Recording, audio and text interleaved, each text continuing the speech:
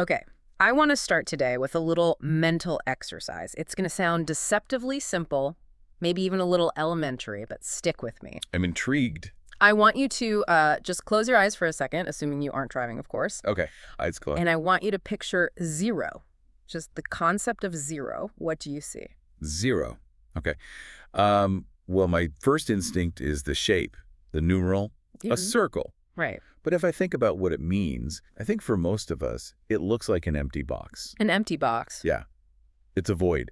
It's the absence of stuff. If I check my bank account and it says zero, that means there is definitely no money in there. It's a vacuum. Exactly. That is the classical view. It's the view we learn in kindergarten, and it's the view that runs our entire economy and all of our computer systems. Fundamental. Zero is nothing. And because zero is nothing, one, or existence, or anything, is something that has to be built out of that nothing. Right. It's the blank slate model. You start with an empty canvas. It's a binary switch. Off is empty, on is full. You start with the void and you add things to it. But, and this is the question that sent me down a massive rabbit hole for this deep dive. Uh-oh.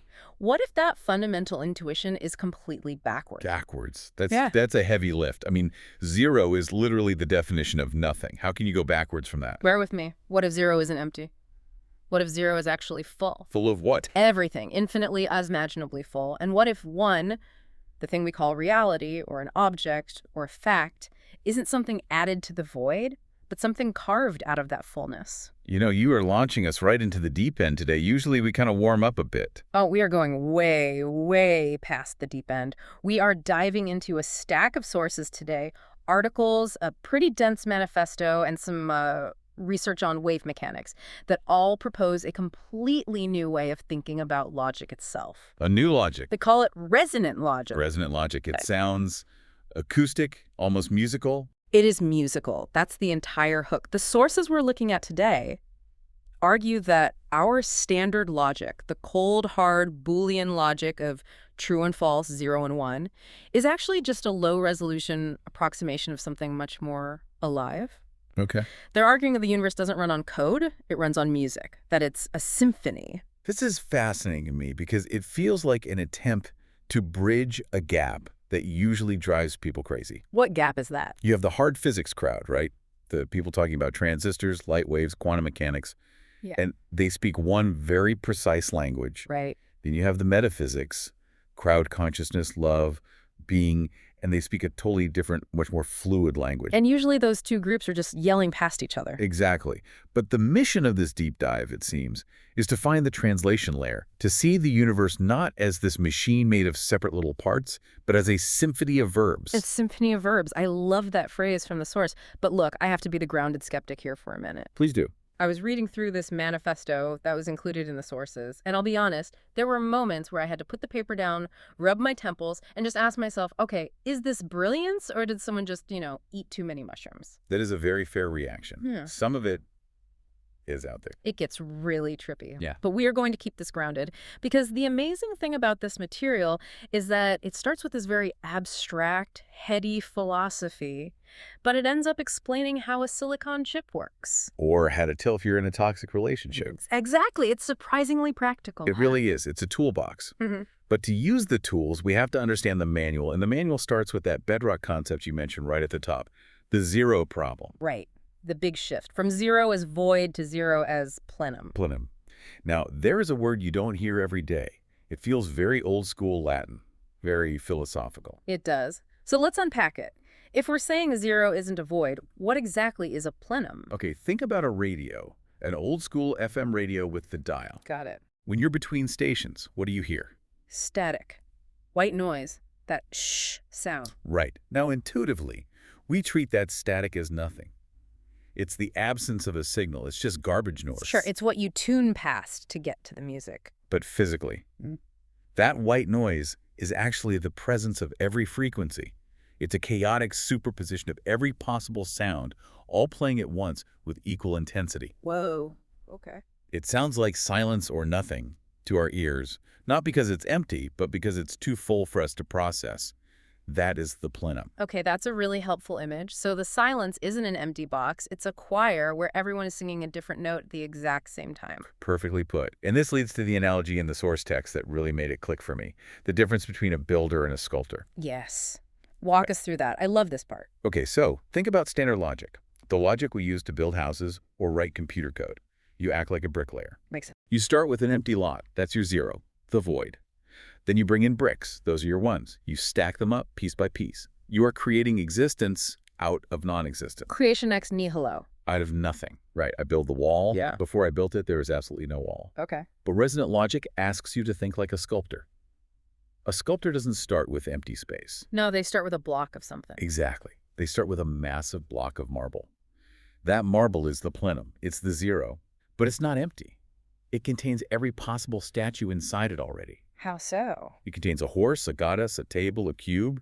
They're all in there, coexisting, overlapping as pure potential. So to get the specific statue of, say, a horse, I don't add anything. No, you subtract. You carve away everything that isn't the horse. You remove the noise to reveal the signal. You carve the one out of everything. This is a profound shift in how we think about falsehood, isn't it? Huge. Because in the bricklayer model, if a brick isn't there, it isn't there. It's an error. It's a zero, a lack. Correct. In classical logic, false means a lack of existence. If I say, it is false that I'm in Paris right now, our normal logic says that the state of me in Paris doesn't exist. It's a zero, a nothing. But in the sculptor model, in Plenum logic... In Plenum logic, false simply means latent. It means not yet selected. Latent. The version of you that is in Paris does exist, but it exists as a possibility inside the infinite block of marble. It just hasn't been carved out. It hasn't been collapsed into the actual. So false isn't nothing. It's just background. It's the rest of the block. It's the marble that you chipped away to see the face of the statue. It didn't disappear. It just returned to the pile of potential. It makes the universe feel so much more dense and maybe safer. Like reality isn't this fragile little thing floating in a scary void. Right. Reality is just the part of the infinite block that we're currently looking at. The rest is still there, waiting. And this solves a huge philosophical headache that has bothered thinkers for centuries.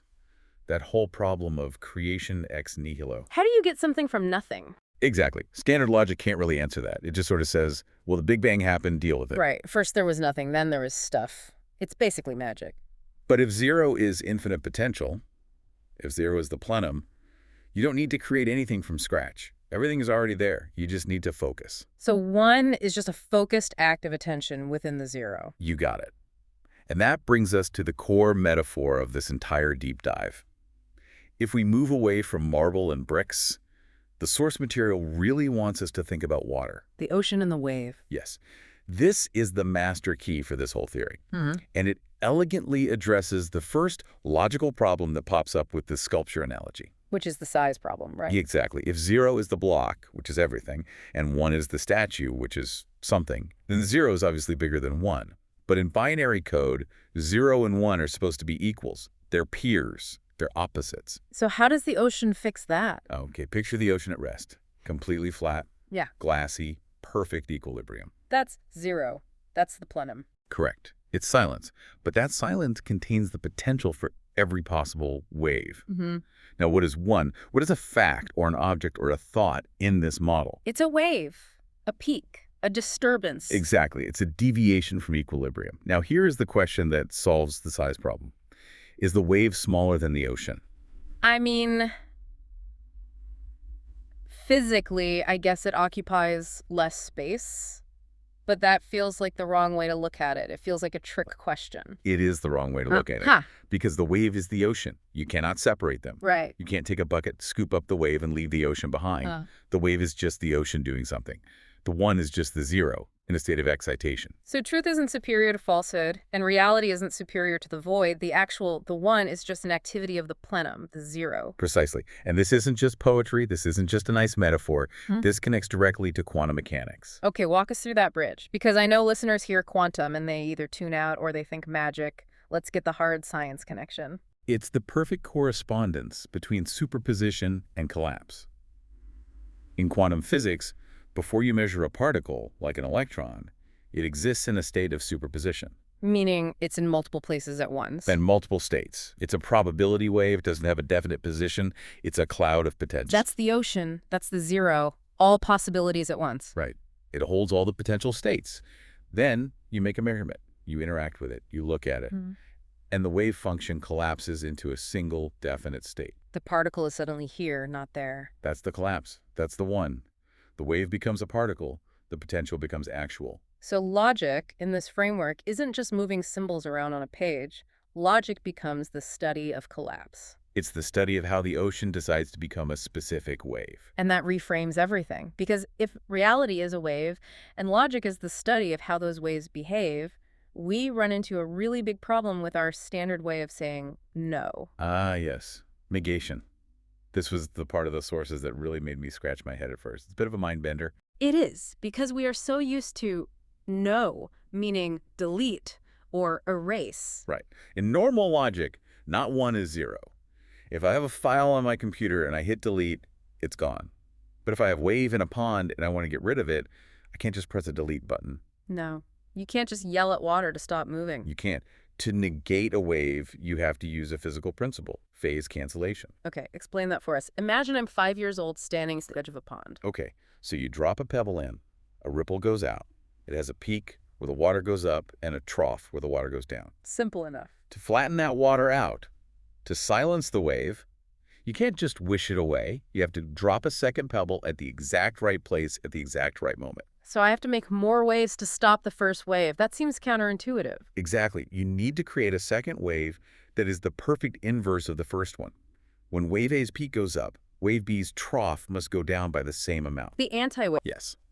And if they are perfectly aligned, what physicists call 180 degrees out of phase, they meet and their energies perfectly cancel each other out, the water goes flat again.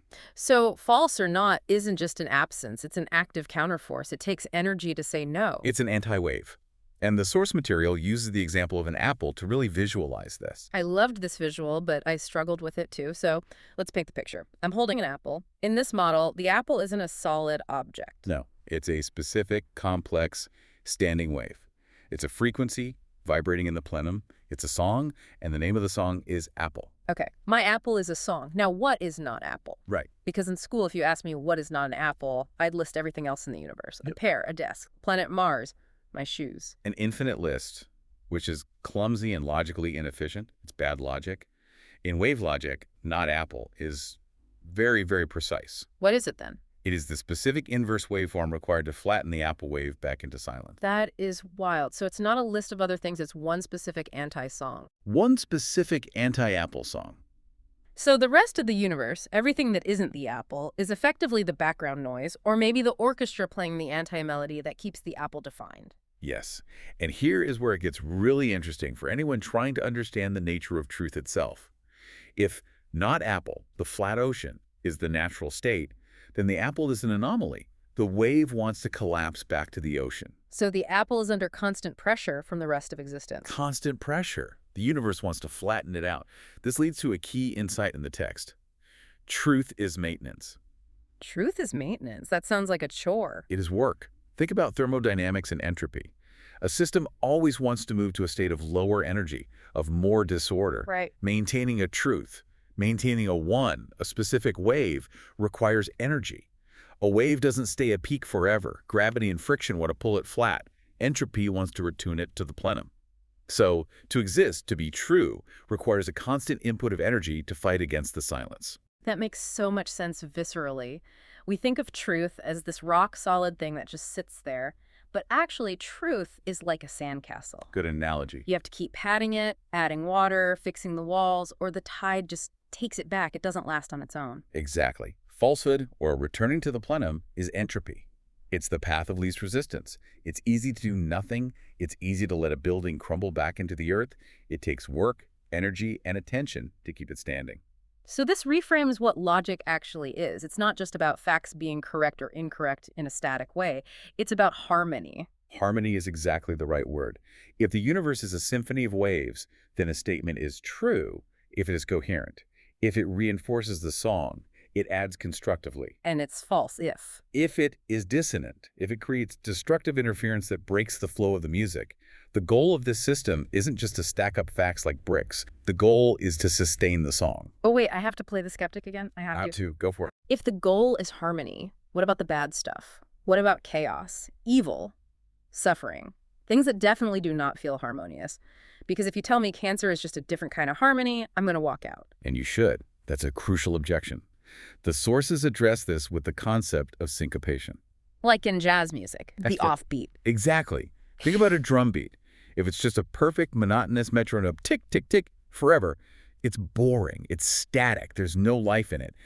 To make music, you need tension. You need to hit the offbeat. That's the syncopation. It's what makes it interesting. Right. And what we perceive as evil or chaos or error is often, in this model, just syncopation. It's a tension, deviation from the main beat. But here's the kicker. Syncopation relies on the beat to exist. What do you mean? You can't be offbeat if there is no beat to be off of. So separation depends on unity. Always. The chaos is temporary. It's a tension that makes the eventual resolution, the return to the one, to the main beat, more powerful and more meaningful.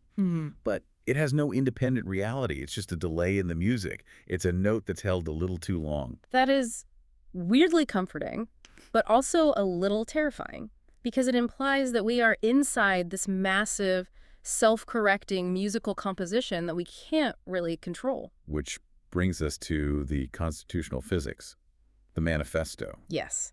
Okay, we need to spend some real time here. This was the part of the source material that felt like I was reading the source code of the Matrix. It proposes something it calls a heliocentric model of cognition. It's a great historical analogy. We used to think the Earth was the center of the universe, the geocentric model. Everything revolved around matter around us. Right, Ptolemy. The force argues we are still doing that in our science. We think matter is the real fundamental thing, and consciousness is just some weird gas hovering around it, an accident of evolution. But the manifesto flips it completely. It says consciousness, the observer, is the sun. It's the center. And physical reality, matter, space, time orbits the observer. And it laid out these axioms. The first one was physics is the mathematics of the interface. I love that. The standard model of physics, in this view, isn't a description of the world out there. It's the source code of the rendering engine in here. It's the rules of the user interface. And from there, they redefine the fundamental constants of physics. Speed of light, gravity, Planck's constant, not as these arbitrary numbers, but as processing limits of that engine. Let's break those down, because this is where the simulation theory aspect really clicks, but in a much more spiritual way. Let's start with Siddle-Thaler, the speed of light. 186,000 miles per second, universal speed limit. Nothing can go faster. But why is there a limit? Why can't I go faster? Well, normally physicists say something about how your mass becomes infinite. Which is the internal logic of the game. It's the rule within the simulation. But the meta logic, the reason for the rule. In this model, the Wallers is the refresh rate of reality. Whoa, like the refresh rate on a computer monitor, 60 hertz or 120 hertz. Exactly like that. Nothing can travel faster than, say, an hour, because the system, the cosmic processor, cannot render the next moment before it has finished processing the current moment. So reality is a strobe light. A strobe of creation. Creation, dissolution. Creation, dissolution. Happening so fast, we perceive it as continuous at the speed of light. So we don't live in a continuous flow. We live in a cinematic frame rate. We just can't see the black frames between the pictures. That's the idea. And then to take all the Planck constant. In physics, this is the smallest possible unit of action. You can't get smaller. The quantum limit. In the manifesto, this is the pixel size of existence. So you're saying the universe has a resolution. It's not infinite. It's not perfectly smooth. It has a resolution. And according to this source, it uses lazy loading to save processing power. Like a video game, where it only renders the part of the map that you're looking at in high detail. Precisely. That's what quantum superposition is. The universe leaves things blurry and undefined. In the zero state, the probability cloud, until attention is applied, until the player looks. Then snap it renders the specific pixel. That's the collapse. This makes the observer so incredibly important. We aren't just watching the movie. Our looking is what forces the projector to run. And then the third one, and I know this is where you might get skeptical. I was skeptical. Hit me with it. Diabasity. Gravity. The force that pulls things together, keeps us on the earth. In the manifesto, Diavaser is the geometry of love. Okay, stop. You just said gravity is the geometry of love. I'm going to need you to strip the hippie paint off that statement for me. I will. We are talking about physics here. Gravity is mass attracting mass. It's a formula, y dollar dollar g frac mole is liable to... How do we get from Isaac Newton to love? Fair point. And you're right to push back on the sentimentality. Let's look at the information theory in the source material. Don't think of love as an emotion for a moment. Think of it as a topological command. A command to do what? To minimize latency. Minimize latency, like internet lag. Sort of. If the universe is fundamentally a processor, one system, one processor, one consciousness, whatever label you want, and it fractures itself into trillions of apparently separate parts. Which is the Big Bang, the shattering of the one into the many. Right. Now you have separation. You have distance. Hmm. Distance creates latency. It takes time for information to get from point A to point B, even at the speed of light. Yeah. The source argues that the system hates latency. It wants to be synchronized. It wants to be coherent. So it pulls the parts back together to reduce the lag time between them? Exactly. Gravity is the tension of the separated data wanting to reintegrate. We experience that pull as weight or attraction. But in the informational model, it's the system trying to close the gap. Okay. And in human terms, in our user interface, what do we call the drive to close the gap between two people, to eliminate the distance and reintegrate? We call it connection, intimacy, or love. Precisely. Physics calls it gravity. Metaphysics calls it love. The source says they are the same underlying mechanic, the minimization of separation. Okay, I see the bridge now. It's a bit of a leap, but I see it. You're saying love is just the user interface word for data integration. That's a very cynical and accurate way to put it, but yes. Yeah. It's the refusal of the many to remain separate forever, and this leads directly to their take on black holes. Which are usually seen as these terrifying monsters, destructive cosmic drains, the ultimate separation. But here, they're described as synaptic singularities, points of total connectivity, a place where so much information, so much matter gathers that it punches a hole right back to the source code. The omega point. Right. To the outside observer, it looks like silence, blackness, zero, nothing comes out. Oh. But inside, it's maximum density. It's the ultimate paradox. Infinite information looks indistinguishable from silence. This all culminates in that grand equation they wrote down, the one that ties it all together. 1em equals matter equals frequency. We all know weigh MC $2. But adding the FAF bill, that's the frequency. That's the new piece. It asserts that matter is just frozen music, a standing wave. We do not inhabit a solid world. We inhabit a symphony. Okay, I have to play the grounded skeptic one more time. I really do. It's your job. Because I can hear the listeners saying, this is beautiful poetry, it's inspiring, truly. But is it just poetry? Can we actually build things with this? Or is it just a nice way to think about feelings? That is the million-dollar question. And surprisingly, the source material pivots directly into hard science here. It goes into silicon, NAND gates, and photonics. Yeah, I saw that section, wave-based NAND gates. It almost felt like a different document. This is where we bridged the metaphysics and the microchips. You know that a computer is built of logic gates, right? Millions of them. Mostly NAND gates. Right, little tiny switches, on or off, 1 or 0. But we can build logic gates using light. That's the field of photonics. And we can build them using sound. That's acoustics. How does a light beam do logic? A light beam doesn't have a moving switch. It has interference. Remember the phase cancellation we talked about with the pond? The 2 pebbles making the water go flat. Yes. A wave-based NAND gate works by engineered destructive interference. You design a tiny chamber, a microscopic path, where if 2 inputs, 2 light beams, enter at the same time. The 1-in-1 inputs. The geometry of the path forces them to meet exactly 180 degrees out of phase. And they cancel out, they vanish. They vanish. 1 + 1 = 0. That's the NAND gate. So the logic isn't a mechanical switch flipping. It's the geometry of the waves interacting with each other. The structure itself is the logic. Exactly. And this suggests that our current silicon transistors, the ones in your phone right now, aren't just mechanical switches either. Not really. At the atomic scale, they behave like resonant cavities. A resonant cavity, like the body of a guitar that amplifies a certain note. Yes. The gate voltage in a transistor isn't just opening a physical door. It's changing the refractive index of the silicon. It's effectively tuning the guitar so the electron wave can pass through or not. So even our digital technology is actually analog wave mechanics underneath it all. We just pretend it's binary. It is. And the source mentions quantum tunneling, which is a perfect example. I've heard of that. It's a big problem in chip manufacturing, right? As chips get smaller. In standard engineering, tunneling is a nuisance. It's a leak. It's when electrons leak through a closed gate because they get too small and just sort of teleport to the other side. Engineers see it as noise. But in this model, In this model, tunneling is proof of the impossibility of separation. The wave always leaks through because absolute isolation is impossible. You cannot build a wall high enough to keep the universe out entirely. The plenum connects everything, always. That brings us to the concept of ground. We use that word in electricity constantly. Oh. Is this wire grounded? And we use it in therapy. You need to ground yourself. Mm. The source argues these are the exact same concept. How so? In electronics, voltage is a potential difference relative to ground. You can't have 5 volts floating in a void. It has to be 5 volts relative to the Earth, to the 0 point. Right. If you aren't connected to the circuit, there is no power. You're just holding a battery. In this logic, ground is Gaia, is Okay. the plenum. It is the infinite reservoir of 0. So you can't have a thought, an individual, a voltage without a connection back to the 0. Exactly. An ungrounded idea is floating voltage. It's noise. It creates no work. To function electrically or psychologically, you must complete the circuit back to the source. This transitions us perfectly to the big critique, because the source material included a critical feedback section that I thought was really sharp. I agree. It was honest. And it addresses the worry I think most people have with this kind of everything is connected philosophy. Yes. The critique was essentially, if this logic is all based on love and inclusion and resonance, how do we ever say you're wrong?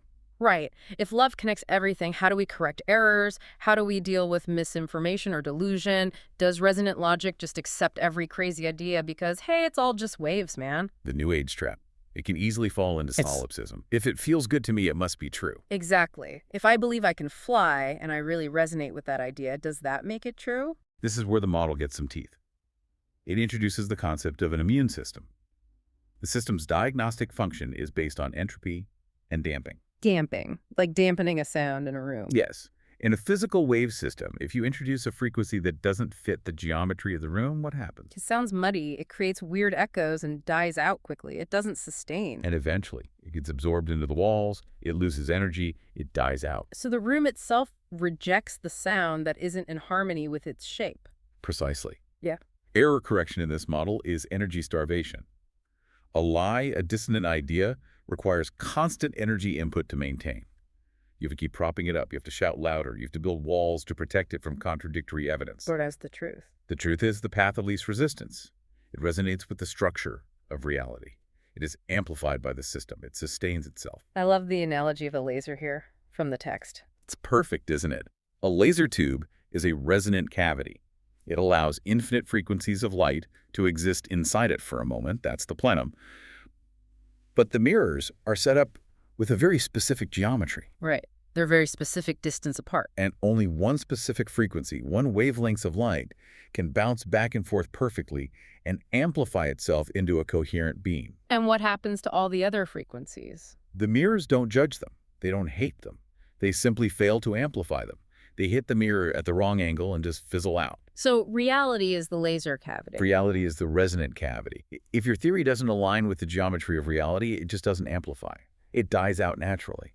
Reality provides the no for you. Yes. And this leads to the 3-point check. This is the calibration protocol. This is the practical tool. This is it. Because this is the tool for distinguishing a visionary from a madman. Both of them are seeing something others don't. Both of them feel a resonance. Right. The prophet and the paranoiac both believe they've found a hidden pattern. So how do you tell them apart? The source says, to be true, a signal must complete the circuit through 3 nodes. It must be triangulated. Let's run a simulation. Say I have an idea. I have a vision that I should, I don't know, quit my job and become a professional whistler. Okay, a bold move. Let's run the resonant calibration protocol. Step 1, node 1. The subjective, the heart. How does it feel to you? It feels amazing. I love whistling. It brings me joy. My heart is singing at the thought, so big check mark on node 1. Great, you have resonance. But this is where so many people get into trouble. They stop there, follow your bliss, and that's the end of the inquiry. Exactly. I'm happy, so it must be right. What's next? Now we have to ground that signal. We hit it with node 2. The objective, the physics, the ground. Does it work in the real world? Can you pay your rent with whistling? Is there a market for professional whistlers? Can you physically whistle for 8 hours a day without your lips falling off? Probably not. I'd starve. And my lips would definitely cramp up. My wife would leave me. So gravity, both economic gravity and biological gravity, says no. The signal fails to ground. Now for the final check, node 3. The intersubjective, the consensus. Other people. Can you translate this vision to other healthy, grounded observers? What do your friends, your family, your community say? They probably say, "You're having midlife crisis, please don't do this." They would not resonate. So you have a 1 out of 3 score. The signal is dissonant with the larger system. It's not a truth. It's a fantasy, a floating voltage. But it felt so real, so true in my heart. And that's the danger. That's why this logic system is safer than just trusting your gut. It forces your gut to shake hands with reality. A truly resonant idea is transferable. It can be played on another instrument. If you can't teach it to others without force or coercion, it's not a law of physics, it's a cult. I found the distinction they made between coupling and shielding really, really helpful here, too. It's the ultimate diagnostic. Just ask yourself, does this idea make me more permeable to the world or less? Permeable, like more open, more connected. Yes. A delusion requires shielding. You have to build a Faraday cage around your mind to keep reality out. You have to ignore contradictory data, cut off friends who disagree, shrink your world down to only the people who affirm your belief. That's shielding. And a vision, a true insight. A vision is coupling. It makes you more permeable. You integrate more of the universe. You connect dots you couldn't see before. It makes your world bigger, not smaller. The source used the example of leaving an abusive relationship. I thought this was so powerful because it shows that resonance doesn't always feel good. Right. This is critical. If you just use the heart check, the solipsistic check, leaving an abuser feels terrible. It's terrifying. Yeah. It feels like contraction. It hurts. You might think, oh, this feels bad, so it must be the wrong path. But if you run the 3-point check. Node 1, the heart, feels pain, dissonance. Okay. But node 2, the objective. Are you safer? Yes. Is the constant drain on your resources stopping? Yes. It works better in reality. And node 3. The intersubjective. Do your friends and family, the ones who truly care about you, say it's a good idea? Overwhelmingly, yes. So you have a 2-against-1 split where the two are grounded in reality. And the logic holds. The pain isn't the song dying, it's the addiction dying. The dissonance is a withdrawal symptom. The idea passes the objective and intersubjective checks. Therefore, it is true even if it hurts. That is a tool you can actually use in your life. That's not just abstract philosophy. That is a diagnostic for living. It's resonant epistemology. It's a way of knowing that includes the heart but doesn't let the heart become a tyrant. So we've covered the physics, the logic, the immune system. Now we get to the final synthesis of it all, the cogito of the wave. Right. Descartes said, I think, therefore I am. But this model goes deeper, doesn't it? It addresses the ancient problem of the map versus the territory. We always worry, am I just making a model of the world in my head, or am I actually touching the real world? Is this just a description, or is it participation? And the answer, in this model. Modeling is participation. They're the same thing. Modeling is participation. Unpack that. Think about it physically. To run a computer model of a wave, you have to move actual electrons through actual silicon. You have to generate actual heat. You have to use actual energy from the power grid. You cannot stand outside the universe to describe it. To describe the universe, you must use a piece of the universe. So the thought is a thing. The map is part of the territory. The thought is a wave event, a physical process. Yeah. This leads us to the etymology of the word fact. This absolutely blew my mind when I read it. Me too. I had no idea. The word fact comes from the Latin word factum. Which means? That which has been done. Or, more simply, an act. A fact is an act. It's not a noun. It's a verb that's been completed. A fact is not a static rock you find on the ground. A fact is a completed act of frequency. It is a wave that has been sustained long enough through resonance and maintenance to become stable. That brings us all the way back to that grand equation. 1dm equals SF. Informational monism. At the very bottom of reality, at the Planck scale, there is no difference between a particle, a packet of energy, and a frequency. They're just different words for the same phenomenon. So a particle, what we call solid matter, is just a packet of information that has passed the 3-point book so many times by so many observers that it has hardened. Exactly. It is hardened into consensus reality. Objectivity is just high-resolution agreement. High-resolution agreement. So the table in front of me isn't solid because of some intrinsic tableness. It's solid because it's a wave that you, me, the microphone, the floor, and the laws of physics all agree on. We are all resonating with it in such tight harmony, such high resolution, that it feels solid. So knowing isn't just a passive observation, it's an act of creation. No. Knowing is being. We are not observing the universe from behind a sheet of glass. We are frequency acting it into existence. We are the instruments playing the symphony. This has been, wow, quite a journey. We started with zero. And we found out zero isn't empty. It's the plenum, the mother of all potential, the silence that contains all music. We looked at the one. And found it's the wave, the act, the song carved from the silence. We looked at logic. And found it's the music. It's the rules of harmony that keep the wave from collapsing back into noise. And we looked at truth. And found it's maintenance. It's the energy we pour into the things we love to keep them real. It really changes how you walk through the world. You stop looking at things as static objects and start seeing them as almost as active performances. The symphony of verbs, as we said at the start, everything is a doing. So what's the big takeaway here? For the listener who is driving to work or doing the dishes, whose head is probably spinning right now. I think the takeaway is that logic isn't cold.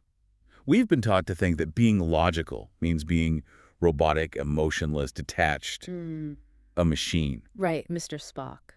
But resonant logic says the absolute opposite. It says that true logic is acoustic. It's about listening.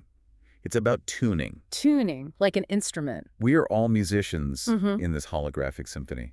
We are constantly, whether we know it or not, carving reality out of the silence. Every thought you have, every action you take is a wave you are launching into the plenum. And the question isn't, is it correct on some external scorecard? The question is, does it resonate?